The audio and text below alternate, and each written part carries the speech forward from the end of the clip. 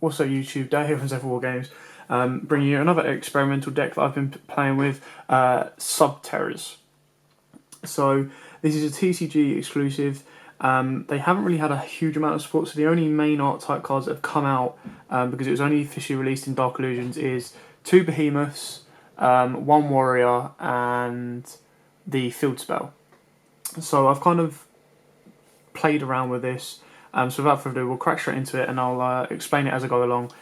It's not majorly meta. It's fun at the moment until they get new support, and depending on what the new support is, all the cards apart from the city are relatively okay prices. The city's starting to go up a little bit, yeah, that's kind of, you had these and Spyros, and I kind of went more for these than with Spyros. I'll probably look into Spyros as well.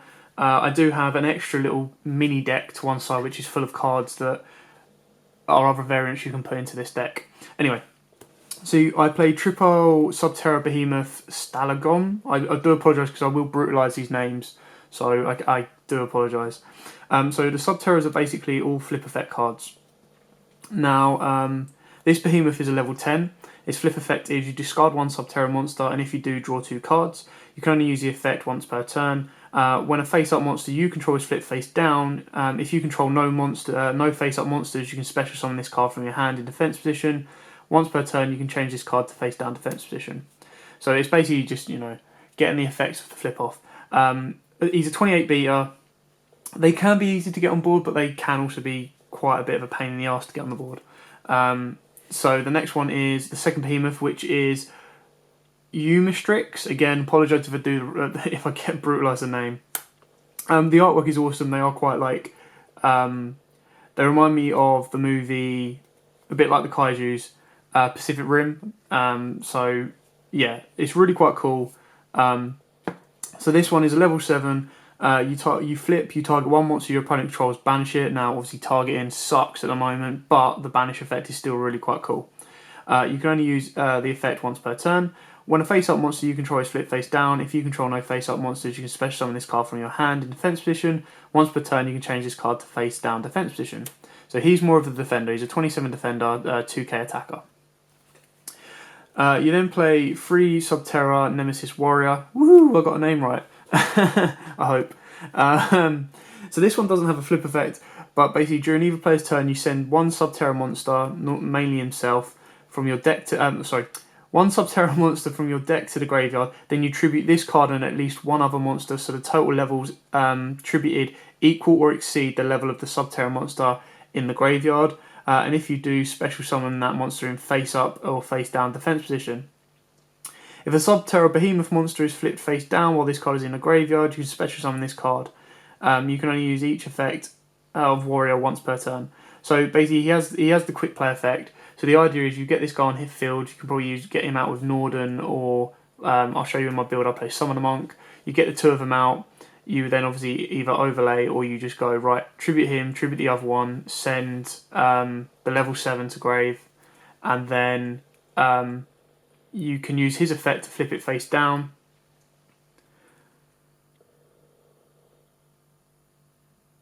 And then if you've got the field spell in play, you flip it face up and you special summon Nemesis, or you wait until your opponent declares an attack, flip it face up, negate the attack, and special summon Nemesis.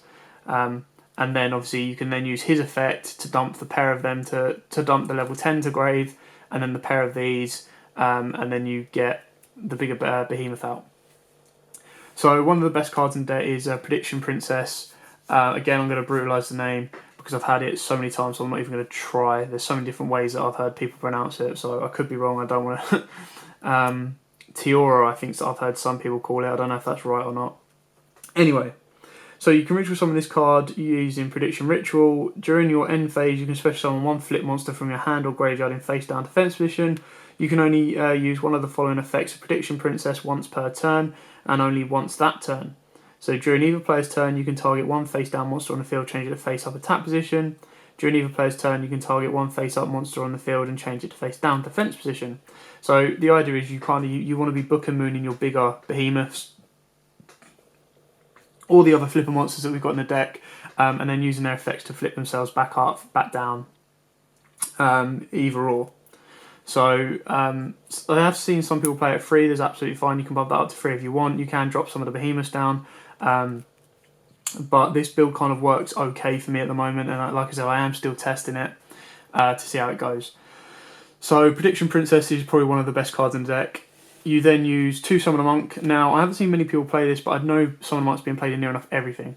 Now, the level of spells I play in this deck is quite high, and the fact that you're running 3 field spells plus 2 terraformings, pre-prep of rights, and stuff like that, you have spell fodder for Summon a Monk. So you get Summon a Monk on the field, you then special out Nemesis, you then have a straightaway play to get your Omnistrix Behemoth, and then if you've got the bigger guy in hand, use Behemoth's effect to flip himself face down, then you get special summon the bigger Behemoth. Also, it gives you a quick one-turn play into Utopia the Lightning to beat over the bigger boards. I played 2 Prediction Princess Coin Rama. Now again, this is completely optional, you can take this one out. I have seen builds where they play stuff like Soul Bird because it flips itself back down and then again it activates the Behemoth, which is absolutely fine. I just don't own those.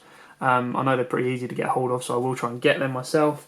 But I quite like this effect because the ability when this is flipped, I special summon a level 3 or higher monster from a hand or deck in face down defense position, but I can't activate the monster's effect for the rest of the turn is fine because it's an easy way to get the Behemoths out, and it also can get you into the Pot of Forbidden. So I only play one of this because it can get a bit bricky. Obviously it's a 1-card drop for Tiora, and also so's the bigger Behemoth, but then Tiora's bringing it back anyway in the end phase. So you flip it, you draw 2 cards. So you flip it, you either draw 2 cards, return all spell and trap cards on the field to the hand, destroy all monsters your opponent controls, or look at your opponent's hand. Also shuffle 1 card from their hand into the deck. So you can only use one of the effects per turn. But you just use the Prediction Princess to flip it back down, and then during your opponent's turn you can use its effect to flip it up. Bang, you're getting an effect off, or flip it back down, however you see fit. But you're constantly trying to get effects near enough every turn with this card, and to draw through your deck or to return spells and traps is pretty awesome. Now the last card, unfortunately I do only have one of it, is last monster card anyway, is Death's Lakoda. Now the good thing about this card is it can flip itself face down in defense position once per turn during your main phase. When this card is flip summoned, you draw 1 card from your deck. So you can set it, hopefully it survives a turn, and that's why you play stuff like, when you get to it, I'll show you the Hidden Cities and Quake and Mirror Forces. You flip him up, you get the draw, he sets himself back down, you then activate your bigger Behemoths. So you play 2 of him, again he's really cheap, quite easy to pick hold of, and it's just a little fun tech to play in it. You can take it out, of course. There's plenty of other cards you can put in there. Like there is, I'll quickly go through them now. So you've got the Manjus, you can use that as an option. I've seen people play Garlic Bolt to access Synchros, and then obviously you have the Speedroid engine, and you can get into like MX Saber Invoker to get your Warrior out if you want to. Don't have to, obviously. And then obviously you can put stuff in like Dante's for Mills, and just other generically good rank 3 cards. Right, so now onto the spells. The most expensive card in the deck is the Hidden City. Now there's a reason it's the most expensive card. It is probably one of the best cards in the deck with the Prediction Princess. So when this card is activated, you can add 1 subterror monster from your deck to your hand. Once per turn, you can change 1 face down defense position subterror monster you control to face up attack or defense position. Once per turn, when an opponent's monster declares an attack, you can change 1 face down defense position subterror monster you control to face up attack or defense position. Then you can negate the attack. You can only activate 1 Hidden City per turn. So, for example, if they're attacking with Chaos Max, you can activate this, flip the card, get the card's effect off, and negate the attack. So that's the reason why Hidden City is so expensive at the moment, or the most expensive in the deck at the moment. It's a nice little card. I still think the Subterrors are missing that little bit of oomph, the extra next level, which hopefully they'll get in the next set Invasion of Venom and stuff like that. Play triple pre-prep. Again, both Hidden City and pre-prep are fodder for Summon a Monk. But obviously pre-prep is to search out your Prediction Princesses and their rituals. Speaking of which, there's those there. And obviously the good thing about this is you can banish this to search out the other Prediction Princess, or you banish it and search out the coin one. so you can constantly flip stuff and you've always got something in hand that you can set and go. 2 terraformings to search out your cities, because city is quite important in the deck. Again, terraformings are then fodder for Summon a Monk. Double MSTs, these can easily be Twin Twisters. It's just really how you prefer it. I run double Instant Fusion to get your Northern in, because then obviously you get your Northern out, you get a Subterror Warrior from Grave if you want to. I mean, you could even normal summon your Subterror, Instant Fusion in Northern, bring back another Warrior, and you've got 3 on board to get your bigger behemoth, I believe. Let me just double check. So Warrior is it 1 or more? Yeah, at least 1 other monster. So you can do 2 if you want to, and then you get your bigger behemoth straight off. And then it's just so at 2 you get to see it more often, and then the second one, because you've got Summon a Monks, it's not that dead of a draw. Now, I play 1 Book of Eclipse, 1 Book of Moon. You can bump Eclipse up if you want to. I just feel that the gamble of giving your opponent draws kind of sucks.